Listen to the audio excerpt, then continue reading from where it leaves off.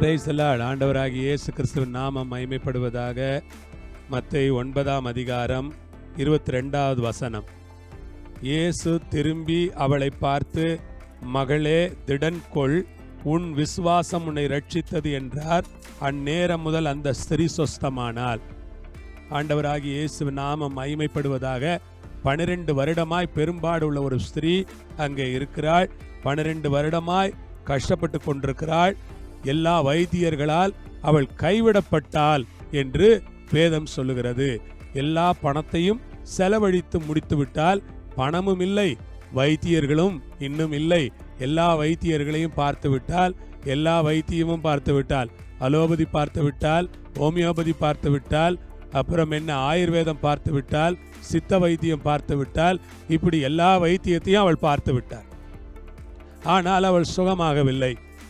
இயேசுவை குறித்து அவள் கேள்விப்படுகிறாள். கேள்விப்பட்டு பைபிள் சொல்லுகிறது, அவருடைய வஸ்திரத்தின் ஓரத்தை ஆகிலும் நான் தொட்டால் சொஸ்தமாவேன் என்று சொல்லி ஜனக்கூட்டத்திலே போய் எப்படியோ கஷ்டப்பட்டு பிரயாசப்பட்டு முயற்சி பண்ணி ரொம்ப சிரமப்பட்டு களைத்து போய் அவருடைய வஸ்திரத்தை தொடுகிறார்.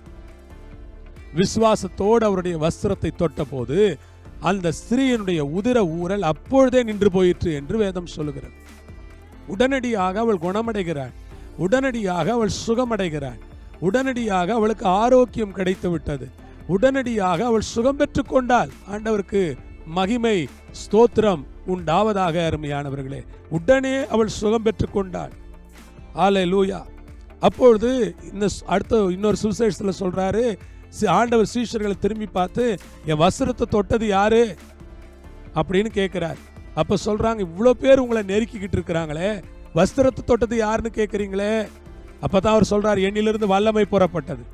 அதாவது என்னை ஒரு நோக்கத்தோடு என்னிடத்திலிருந்து பெற்றுக்கொள்ள வேண்டும் என்கிற எதிர்பார்ப்போடு, என் வஸ்திரத்தை தொட்டு சுகமாக வேண்டும் என்கிற ஆசையோடு ஒருவர் என்னை தொட்டிருக்கிறார்கள். அவர்கள் யார் என்று திரும்பி பார்க்கிற போது அவள் தன்னை மறைத்து கொள்ள விரும்பவில்லை. பயந்து போய் சொல்லுகிறாள், ஆண்டவரே, நான் தான் அந்த ஸ்திரீ. உம்முடைய வஸ்திரத்தை ஏன் தொட்டேன் என்றால், எனக்கு இவ்வளவு பிரச்சனை இருக்கிறது, இந்த பிரச்சனையிலிருந்து நான் வெளியே வர வேண்டும். ஆகவே உம்முடைய வஸ்திரத்தின் ஓரத்தை ஆகிலும் தொட வேண்டும் என்கிற ஒரு நம்பிக்கையோடு விசுவாசத்தோடு நான் தொட்டேன். அப்பொழுது ஆண்டவர் சொல்லுகிறார், அவளை பார்த்து, மகளே, திடன் கொள். ஆமென். நீங்கள் விசுவாசமாயிருங்கள், சுகமாவீர்கள். விசுவாசமாயிருங்கள், பெற்றுக்கொள்வீர்கள். விசுவாசமாயிருங்கள், காரியங்கள் நடக்கும். திடன் கொள்வின் விசுவாசம் உன்னை ரட்சித்தது. ஆண்டவர் சொல்லுகிறார், உன் விசுவாசம் தான் உன்னை ரட்சித்தது என்றார். அந்நேரம் முதல் அந்த ஸ்திரீ சொஸ்தமானால். அந்த நேரத்திலேயே அந்த ஸ்திரீ சுகமடைந்து விட்டார்.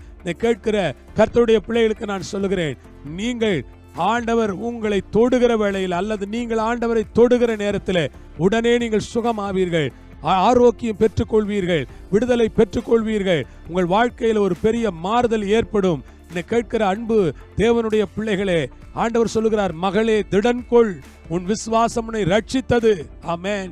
ஹல்லேலூயா. இந்த காலை வேளையிலே கர்த்தர் சொல்லுகிறார், மகனே, மகளே, திடன் கொள், உன் விசுவாசம் உன்னை ரட்சித்தது. இயேசுவின் நாமத்தில் நான் சொல்லுகிறேன். ஜெபம் பண்ணலாமா?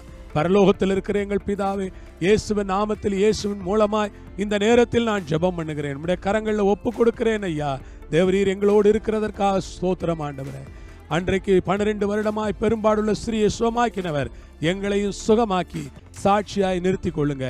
இயேசுவின் நாமத்தில் ஜெபிக்கிறோம் பிதாவே. ஆமென். ஆண்டவர் உங்களோடு இருப்பார், உங்களை ஆசீர்வதிப்பார். ஆமென், ஆமென்.